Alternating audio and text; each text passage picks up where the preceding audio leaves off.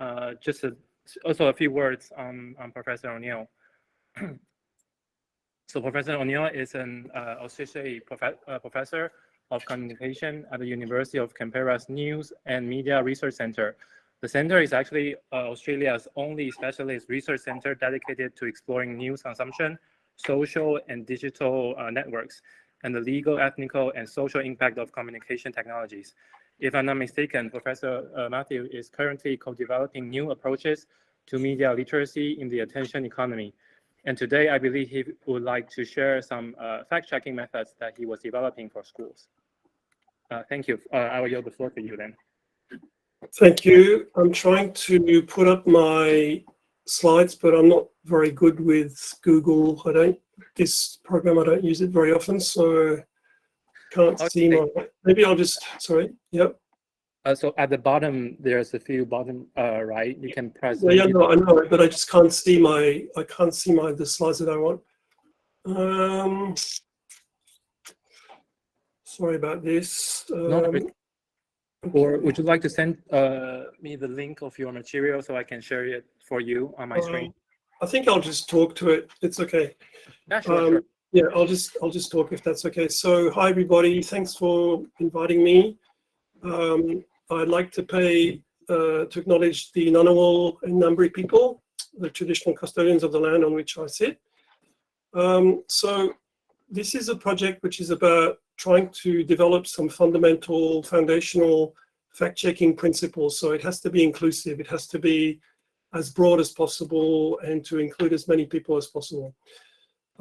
So we want to develop fundamental fact-checking principles and that are adapted to the current online media ecosystem. And so the current media ecosystem has been described as an attention economy. That is to say, every day we're solicited by thousands of stimulations, thousands of prompts. So that has to be. So that means that fact checking should be quick, should be fast, because we constantly have to make judgments about what's worth our attention. Another issue is whether we should have a critical perspective. In Australia, there's a lot of focus on media literacy as being critical, in the sense of looking at how minorities are represented, ethnic minorities, for example, stigmatization of certain groups, etc. So, we agree with that in principle, but this could be seen as partisan, and it's important to be perceived as non-partisan, to once again be as inclusive as possible. So we try not to use a critical perspective so much. And then the third difficulty that we have. Are you hearing me okay? Because I'm hearing this sort of echo. Is the sound okay or? Yeah, I'm hearing you okay.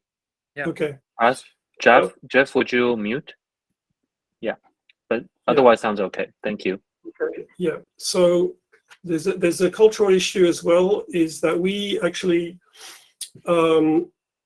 advocate the use of Wikipedia as a fact-checking resource, and there's a lot of resistance to that traditionally in the teaching community because they see Wikipedia as unreliable, and so there's a kind of education towards teachers and everyone else that has to happen. So what we do is that we look at different methods. We've looked at different fact-checking methods, and we've found the Civic online reasoning methodology from Stanford University, which was developed by Sam Weinberg, which basically says that a lot of people get their information online, so you need to be able to have the tools to verify information. It's not what you know that matters; it's how you verify. And a lot of the ways that people used to decide what was trustworthy online don't work anymore, because it used to be that if a website didn't look very professional, if it didn't look very good, you could sort of make up your mind that it wasn't authentic. If there was, if the layout wasn't good, or if there weren't any footnotes, and so that doesn't work anymore, because now everybody can make a really good-looking website. So you have to have another methodology. You don't want to engage deeply, basically. So what can you do? So what the people at Stanford have come up with is this concept of lateral reading. I don't know if anybody has heard about that. So lateral reading means if you come across something that's dubious or that you're not sure about, you don't engage deeply. You look away, look aside. You open another tab, another window on your browser, and you do a quick check. So how do you do that? Well, there's another. I'll just give you another example of these methods. There's another guy, Mike Caulfield, who's come up with the Sift methodology. Sift is stop, investigate the source, find better coverage, and trace the claims back. So he's basically used the lateral reading methodology, but he's added this idea of that you trace where the information or the image comes from. So this is great, but where do you check? Where can you find reliable information that's cheap, that's free, and that's exhaustive and encyclopedic? So this is where we innovate in two ways. First, because of the age of the children that we're working with. So we have a project with 3 schools in Canberra, and their children year 5 and 6, 4, 5, 6, I think. So that's around 9, 10, 11. And usually people who do media literacy, they work with teenagers. So this is one of the innovations that we're trying to start earlier. And the other innovation is that we recommend the use of Wikipedia. And Wikipedia in English used to be, there used to be some issues in terms of unreliability. But now I think because of the maturity of the project and because of the number of people on pages which are important, which are big topics, there's a lot of people contributing. So anybody who tries to manipulate something or to add something facetious or wrong, there will be, people will correct it very, very quickly. And the pages are usually very good quality. So once again, this is mainly for large topics on English Wikipedia that I'm talking. I'm not making a general claim about all the different Wikipedia projects, obviously. And so it's a move from the certainty that you have with Britannica, Encyclopedia Britannica. You have a certainty that's based on the brand, on the reputation of the brand, and here it's more of a guarantee based on a process. Like the process is going to help you decide that you can trust Wikipedia because it's transparent. Every change to an article is archived in the history page of that article. There's a talk page where people discuss why this should be emphasized, and so you can actually see how what's happening in the kitchen, if you like. And so that's also quite important when you're dealing with people who believe in conspiracy theories, because it's always about these secret cabals who do things in secret. And Wikipedia, it's all transparent. Everything's right there. All the changes are explained. You have to justify them. They have all these policies. So it kind of helps fight against these conspiracy theories. So basically, we've then developed some lesson plans for kids. So we've got a series of 6 lesson plans. The first one is basically saying what should you trust? What kind of information is real? How do you know that the Earth is round? You're told it is, but how can you tell? And so then we introduce the concept of the encyclopedia, and then second one, we talk about Wikipedia. And then we have a sort of another 4 lessons that are kind of little scenarios, engaging children to try and think about, when they should fact check. And so they go from very simple to more complex. And there's the first one is, for example, what if you found a sandwich on the street? Would you eat it? If you had a friend who gave it to you and you trusted the friend, you would. But if somebody that you didn't know gave you a sandwich, you probably wouldn't trust it. Well, it's the same thing with information.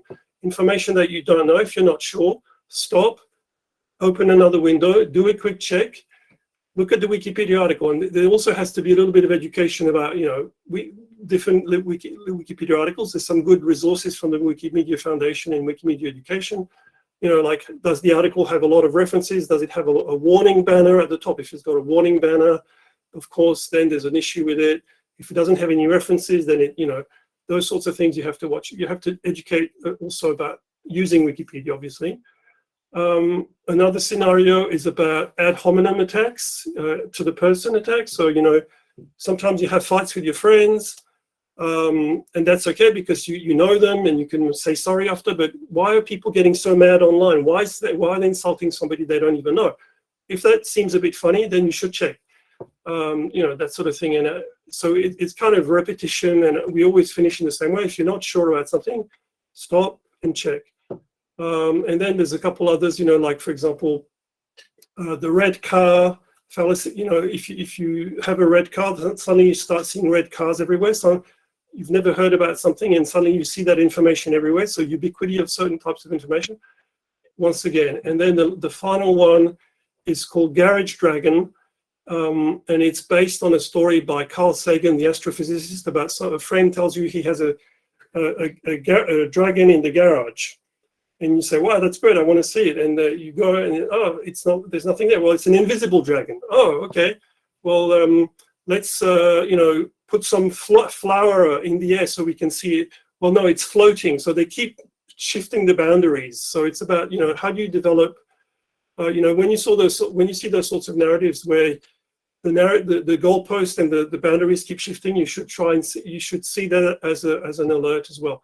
So it's basically trying to develop a sense of when should I fact check something in children. That's it. Sorry, I couldn't get the slides up, but maybe if there's any questions after, I can try and work it out or something like that. But, so, yep, I don't know how I did for time, but hopefully I'm okay. Perfect. The timing is very good.